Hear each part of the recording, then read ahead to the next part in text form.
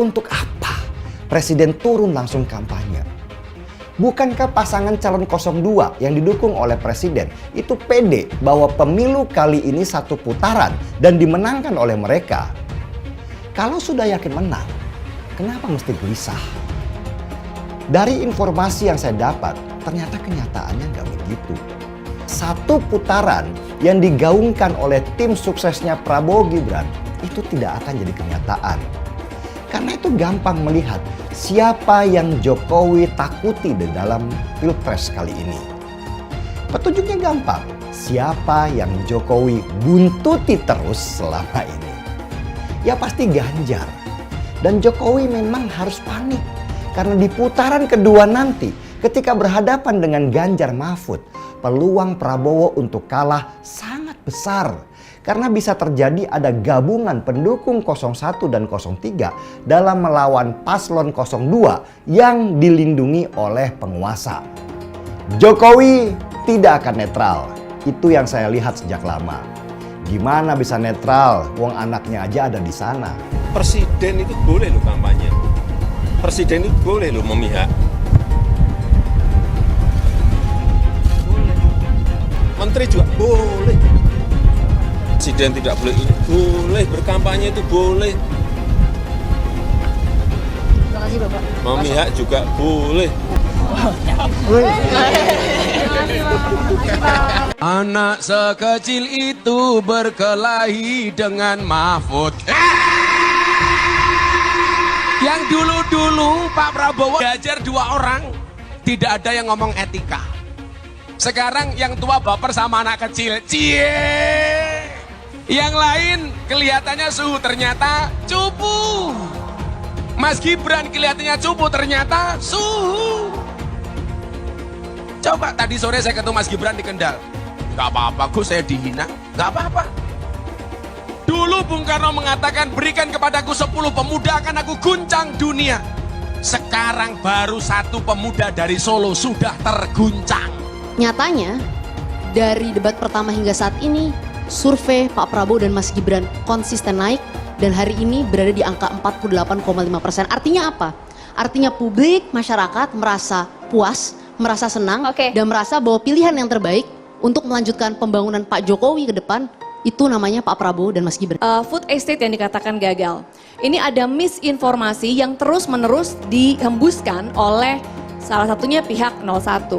Tolonglah kalau tidak punya data yang pasti, janganlah memperkeruh begitu. Jadi jangan memberikan informasi yang salah, karena informasi yang salah yang dilepaskan dengan sengaja adalah fitnah. Mari kita sorot sikap Gibran pasca debat dengan rendah hati. Dia tidak hanya sekali, tapi 2 kali meminta maaf dan bahkan sampai mencium tangan sebagai tanda hormat. Ini bukan hanya soal etika, tetapi juga sebuah langkah gentleman yang langka di dunia politik kita. Gibran menunjukkan bahwa di balik gaya ekspresifnya, dia punya hati besar untuk mengakui kesalahan dan belajar dari situ. Gaya bicaranya yang langsung dan ekspresif tipikal anak muda ternyata membawa angin segar di panggung debat politik. Namun siapa sangka ekspresinya yang begitu berapi-api ternyata bisa menimbulkan salah paham, bahkan mungkin menyinggung beberapa pihak. Muda dan emosi adalah sifat manusia, tapi kebesaran hati untuk meminta maaf adalah nilai-nilai luhur budaya Indonesia yang harus dimiliki oleh pemimpin bangsa. Gibran menunjukkan hal ini malam itu, suatu yang gagal disajikan oleh kedua capres setelah memperolok Bapak Prabowo dalam debat yang lalu. Perilaku ini bukan hanya tentang sopan santun, tetapi juga tentang kedewasaan emosional dan tanggung. Saya tidak akan pernah bosan-bosan membahas hilirisasi. Dengan hilirisasi kita akan keluar dari middle income trap.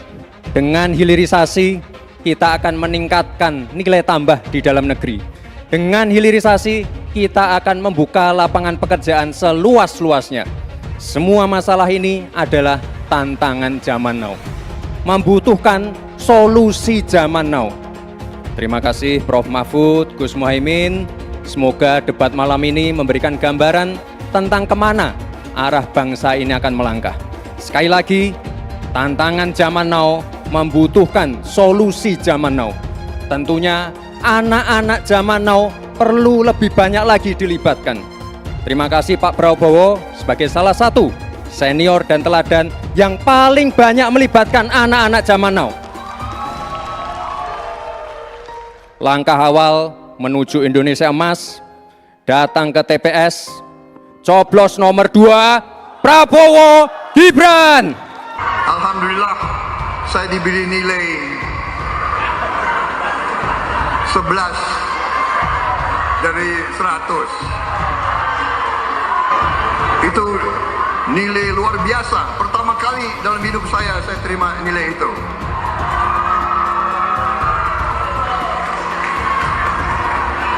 Dari orang yang saya beri kebaikan.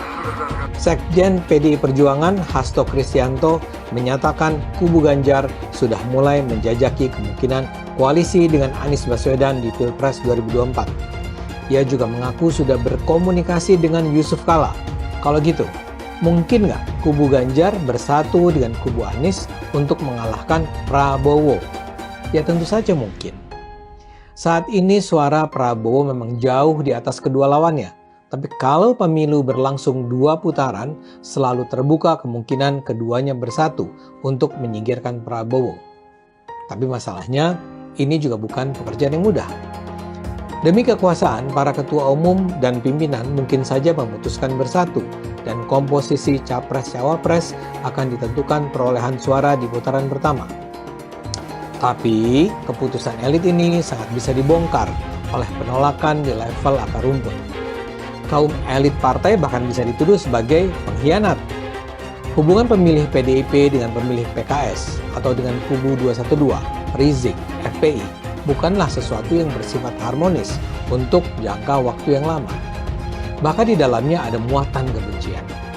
Ayo kita bersama-sama mendukung Prabowo Gibran untuk menjadi presiden dan wakil presiden di pemilu yang akan datang. Kenapa saya mendukung 02 Prabowo? Hotman Paris adalah pengacara keluarga dari Prabowo selama puluhan tahun. Hotman Paris juga pengacara dari adiknya Hasim Joy Hadikusuma selama puluhan tahun dalam berbagai masalah bisnis sejak krisis moneter. Saya kenal benar watak keluarga tersebut. Saya tahu kualitas dari keluarga tersebut. Maka saya yakin menentukan pilihan saya.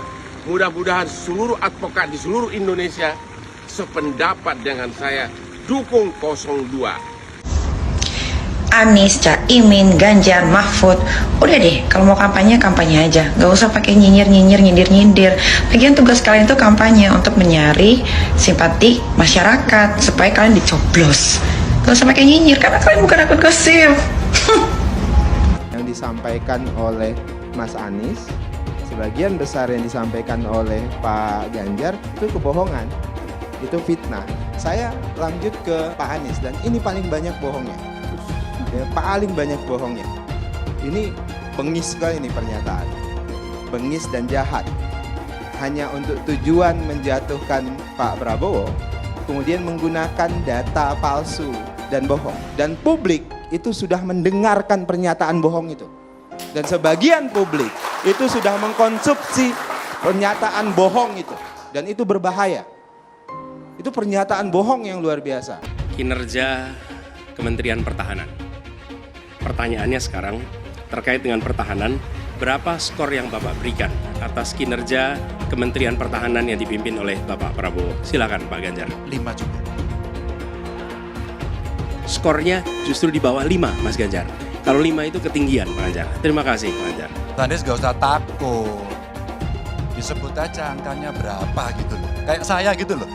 Jangan di bawah 5, sebut aja berapa. 11 Mas, dari 100. Jangan hutang itu digunakan untuk kegiatan yang non-produktif. Misalnya, hutang dipakai untuk membeli alutsista bekas oleh Kementerian Pertahanan. Itu bukan sesuatu yang tepat. Justru kita harus sebaliknya yang kita kerjakan. Pak Anies, saya kira Pak Anies perlu belajar ekonomi lagi, ya kan? Karena beberapa hari yang lalu calon wakil presiden Bapak menyampaikan negara kita tidak dalam keadaan perang, sehingga untuk apa kita harus beli alat-alat perang. Tapi hari ini Bapak mengatakan Bapak setuju. Ya, sekali lagi data-data yang Bapak pegang adalah keliru, dan juga Pak Ganjar tadi juga banyak kelirunya. Saya sangat transparan, dan semua partai yang mengusung Bapak, Profesor Anies, mendukung APBN, berarti mendukung program saya, termasuk PDIP. Ini bukan soal pribadi, ini soal negara, ini soal policy. Penjelasannya ya di tempat ini, bukan di ruang-ruang tertutup yang tidak diketahui oleh publik. Justru kalau Bapak ketahui datanya salah, tunjukkan di tempat ini sehingga publik bisa mengetahui, bukan dalam pertemuan-pertemuan lain yang tidak jelas. Pak Anies, saya tidak bicara tertutup, saya bicara di Dewan Perwakilan Rakyat, di mana semua partai yang mengusung Bapak hadir dan menyetujui yang saya ajukan. Bapak cinta atau tidak dengan negara ini? Masa kita mau buka semua kekurangan kita, semua masalah kita buka di depan umum? Apakah itu pantas? Di negara yang baik, di negara maju, masalah rahasia ada, Profesor. Jadi bohong, saya tidak minta tertutup. Saya terbuka, Komisi DPR terbuka. Sesudah keputusan MK, dan kemudian di MK dibentuk MK yang hasilnya mengatakan bahwa terjadi pelanggaran etika berat yang menyebabkan keputusan yang dibuat oleh MK secara etika bermasalah. Sesudah Bapak mendengar bahwa ternyata pencalonan persyaratannya bermasalah secara etika, pertanyaan saya, apa perasaan Bapak ketika mendengar bahwa ada pelanggaran etika di situ? Bagaimana perasaan Mas Prabowo? Soal etik. Enggak semua etik. Oposisi itu penting dan sama-sama terhormat. Sayangnya tidak semua orang tahan untuk berada menjadi oposisi.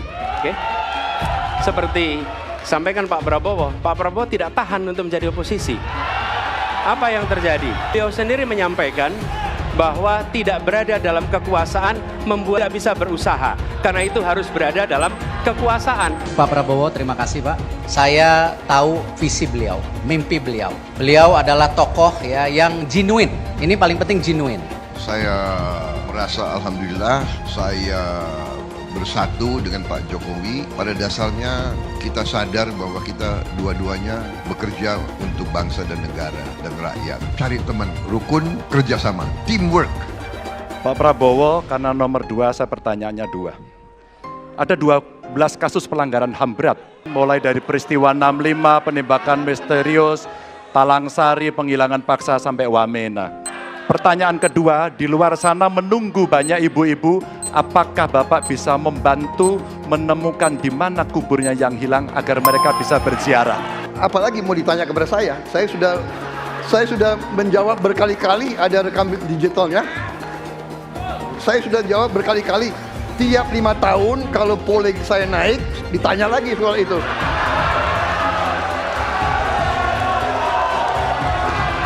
Ya, membela saya, saudara sekalian.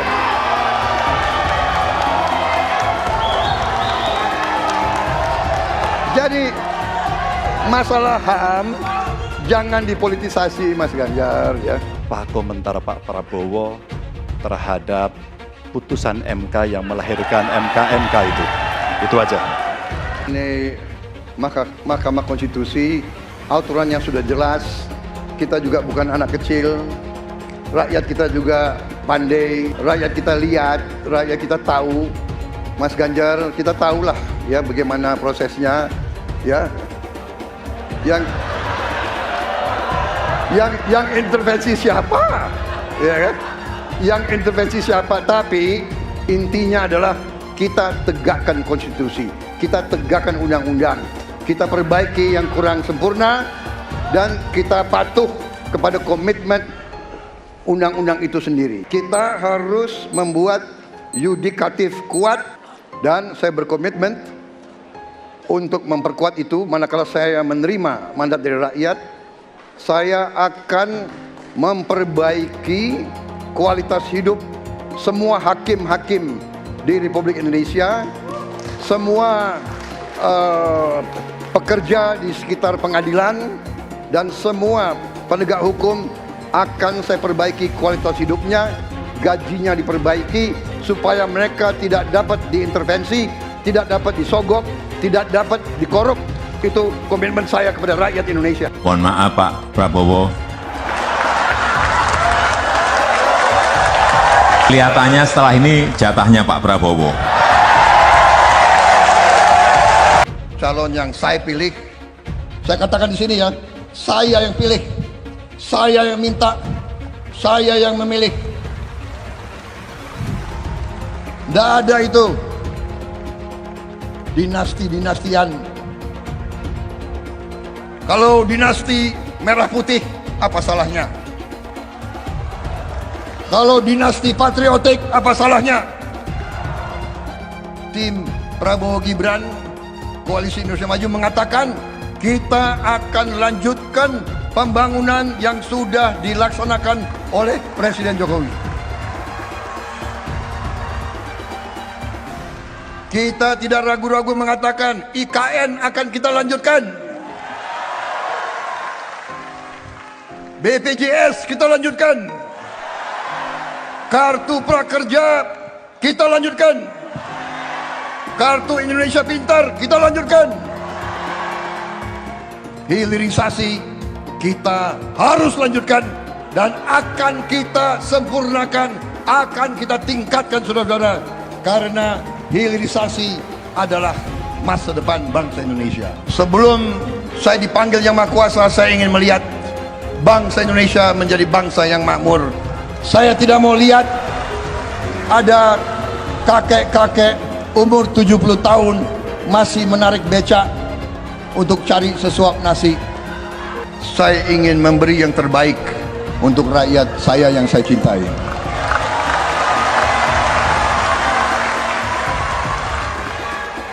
Saya selalu menggaungkan yang namanya narasi keberlanjutan, narasi penyempurnaan. Jadi nggak ada yang namanya arah baru atau perubahan. Kalau surveinya bagus, kita kerja keras lagi, biar bisa satu putaran.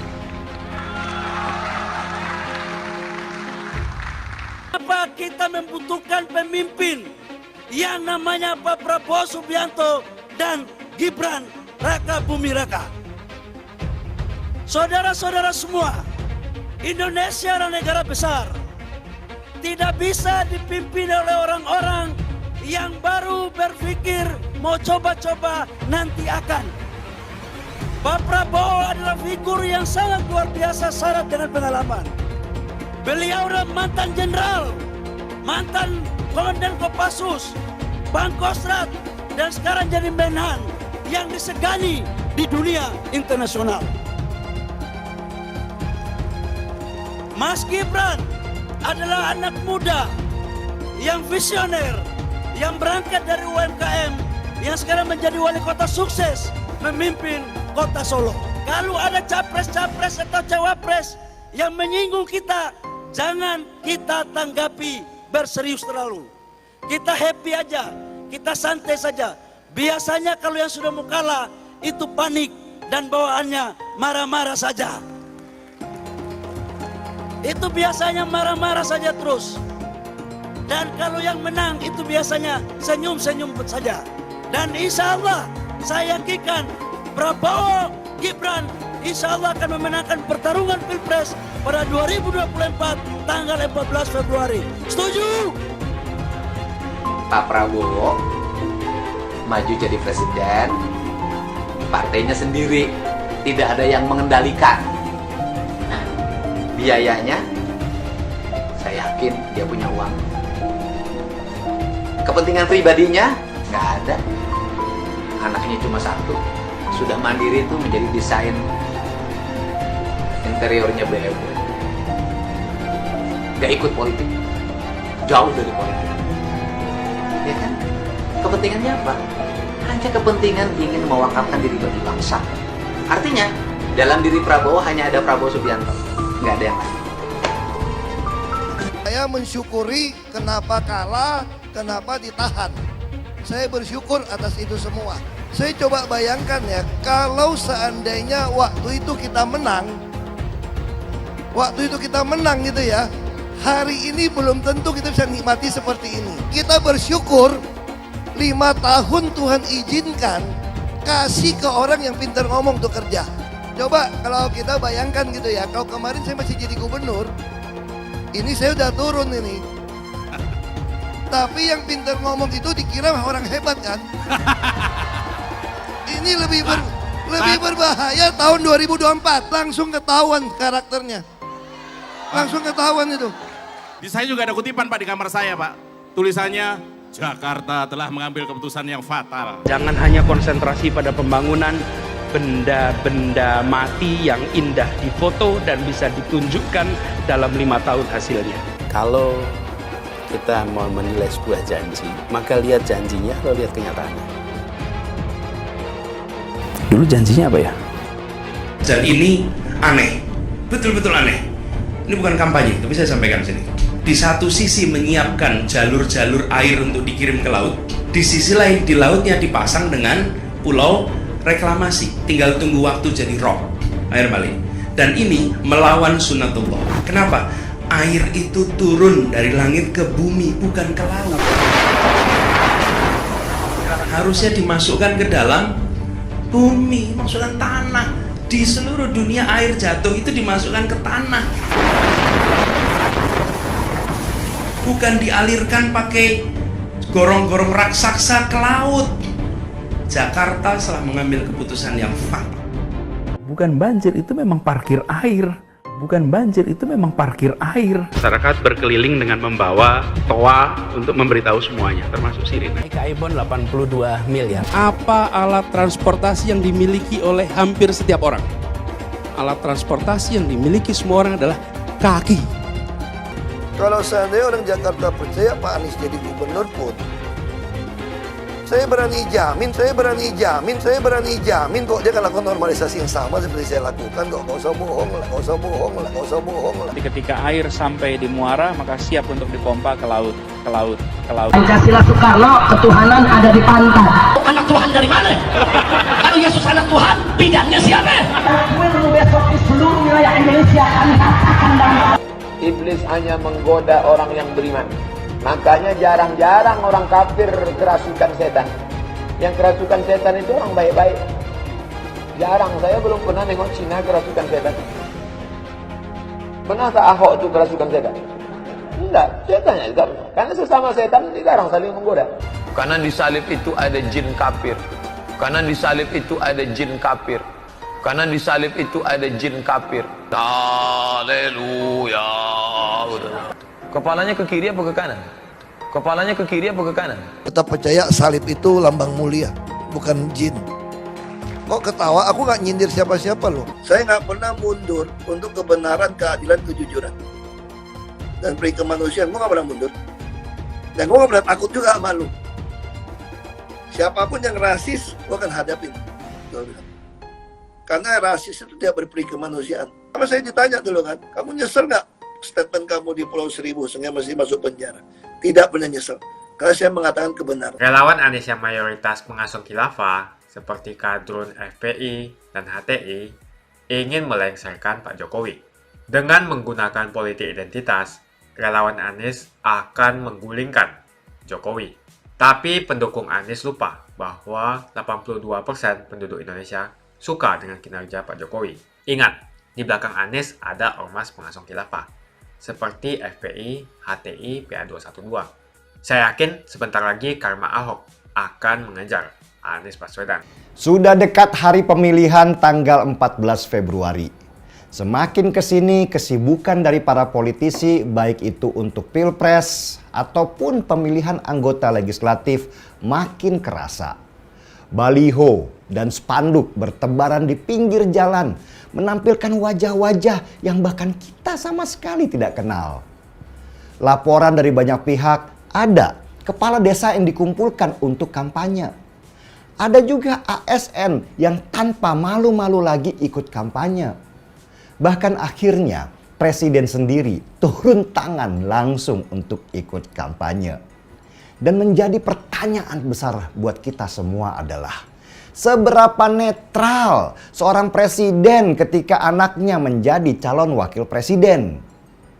Jokowi itu selalu menekankan di publik bahwa pemerintah itu harus netral, ASN harus netral, aparat negara harus netral. Tetapi dalam faktanya, ketidaknetralan terjadi di mana-mana. Tapi dari semua kesibukan itu, saya tertarik mengamati bagaimana sikap Jokowi, seorang presiden yang anaknya juga menjadi calon wakil presiden kali ini.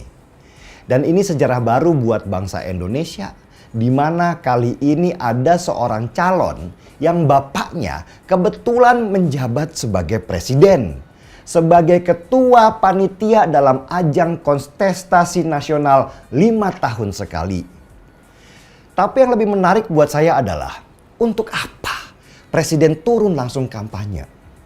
Bukankah pasangan calon 02 yang didukung oleh presiden itu pede bahwa pemilu kali ini satu putaran dan dimenangkan oleh mereka? Kalau sudah yakin menang, kenapa mesti gelisah? Ya gimana lagi, dia kan seorang bapak yang anaknya ikut nyalon. Masa nggak mau kampanye? Itulah kenapa nepotisme dalam penyelenggaraan pemerintahan itu berbahaya sekali. Karena sulit bisa netral ketika ada kepentingan keluarga, saudara, juga kerabat dekat istana. Jokowi juga turun tangan dengan terjun langsung bagi-bagi bansos sekaligus mempromosikan bahwa dirinya adalah bapaknya Gibran, calon dengan nomor 02. Jokowi pasti memegang data real di lapangan bahwa suara Prabowo Gibran nggak mungkin bisa menang satu putaran, bahkan cenderung turun drastis. Dan suara Ganjar Pranowo naik karena mendapat limpahan dari para swing voters yang dulu pendukung Jokowi dan tidak mau ke Anies. Dari informasi yang saya dapat, ternyata kenyataannya nggak begitu. Propaganda satu putaran yang digaungkan oleh tim suksesnya Prabowo Gibran itu tidak akan jadi kenyataan.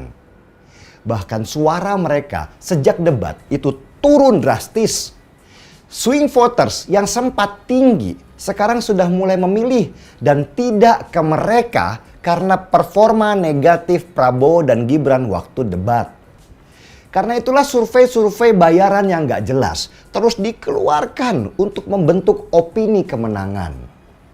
Saya melihat Jokowi itu mulai panik dan mendapatkan informasi dia juga sudah marah-marah di istana karena semua yang diinginkan tidak sesuai harapan.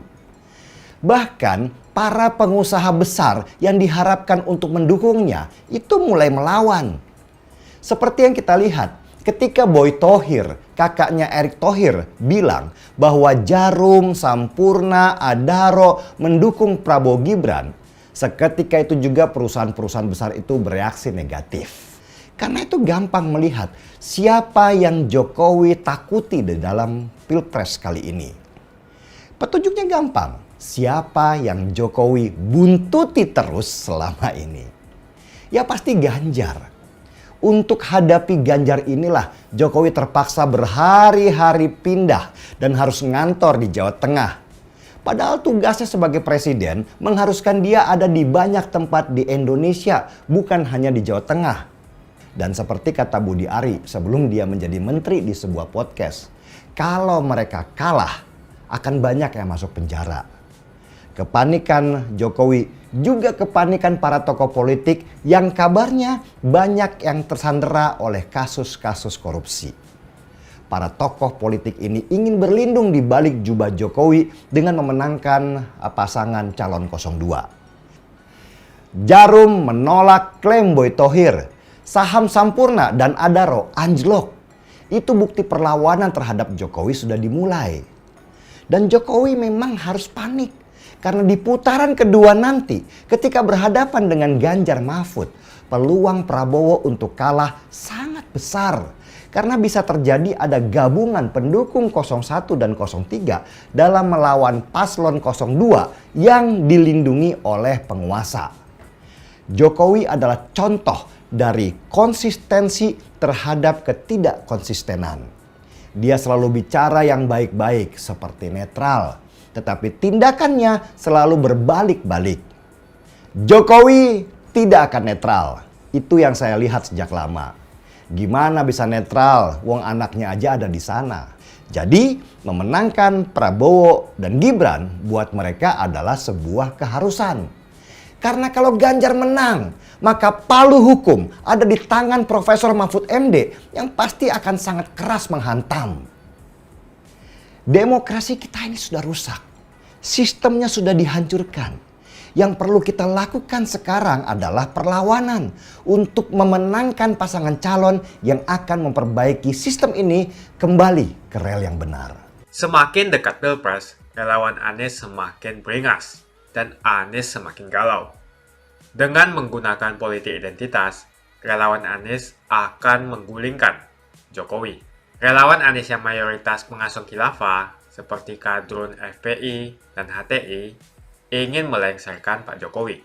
Tapi pendukung Anies lupa bahwa 82% penduduk Indonesia suka dengan kinerja Pak Jokowi. Saya pikir kalau terjadi baku hantam, maka ada 82% yang akan menghajar kadrun pengusung khilafah itu. Nasdem pun semakin pusing melihat Anies, karena elektabilitas Anies semakin jatuh. Dan banyak kader-kader Nasdem terjerat kasus korupsi, seperti belakangan kasus korupsi BTS. Kasus korupsi 8 triliun yang dilakukan oleh kader terbaik Nasdem yaitu Johnny G. Plate ini sangat menghantam Partai Nasdem, menteri dari Kementerian Pertanian, di mana ini juga adalah dari Partai Nasdem. Apalagi belakangan ada 120.000 kader dari Partai Nasdem pindah ke Partai Perindo. Semenjak Nasdem mengusung Anies, banyak sekali petaka yang diterima oleh Nasdem. Apakah ini merupakan karma dari Ahok? Silahkan komentar di kolom komentar. Yang jelas saya tidak akan memilih Anies, karena Anies bukan pribumi yang jelas. Dan Anies juga merupakan antitesis daripada Jokowi. Antitesis artinya bertolak belakangan dengan semua kebijakan Jokowi. Anies sudah terang-terangan menyebutkan dia tidak akan melanjutkan kinerja dari Pak Jokowi. Tidak ada infrastruktur yang akan dibangun jika Anies memimpin Indonesia 5 tahun ke depan. Lagi pula Anies juga didukung oleh khilafah dan pendukung Anies dari ormas seperti FPI dan juga HTI. Apa kita mau FPI dan HTI kembali di Indonesia jika Anies memimpin? Anies adalah bapak politik identitas yang menghalalkan segala cara untuk menggapai kekuasaan, termasuk menggunakan politik identitas berbasis agama. Kita lihat di kasus Ahok. Kita sudah bisa melihat kinerja Anies selama 5 tahun di Jakarta, dan ini merupakan rekam jejak Anies Baswedan. Tidak ada satupun janji yang dipenuhi, dan tidak ada kinerja yang bisa dibanggakan. Dari DP 0%, OKOC, kelebihan bayar, Formula E, banjir, sumur resapan, jalan rusak, dan gonta-ganti nama jalan. Jadi saya rasa tagline perubahan yang diusung Anies adalah tagline merubah kata korupsi menjadi kelebihan bayar, supaya semua koruptor tidak dijerat oleh pasal korupsi. Karena mereka semua hanya melakukan kelebihan bayar. Jadi perkataan Ahok sudah terbukti dan Jakarta sudah menjadi korban. Jangan biarkan Indonesia menjadi korban kibulan Anies Baswedan. Suara minoritas jangan lagi merasa takut untuk memilih pemimpin yang membela hak minoritas. Karena Anies jelas hanya memanfaatkan suara minoritas untuk mendapatkan suara. Ingat, di belakang Anies ada ormas pengusung khilafah seperti FPI, HTI, PA212. Saya yakin sebentar lagi karma Ahok akan mengejar Anies Baswedan. Begitu saja opini saya hari ini. Tuliskan opini kalian tentang Anies Baswedan di kolom komentar. Dan juga tuliskan pendapat kalian tentang people power oleh relawan Anies untuk melengsarkan Pak Jokowi. Tuliskan pendapat kalian. Jika kalian siap untuk melawan people power yang digaungkan oleh relawan Anies, ayo tuliskan lawan people power di kolom komentar. Pastikan Anda semua like video ini dan bagikan video ini ke teman dan family Anda supaya mereka semua mengetahui tentang informasi ini. Tekan tombol subscribe dan bunyikan lonceng notifikasi supaya kamu tidak ketinggalan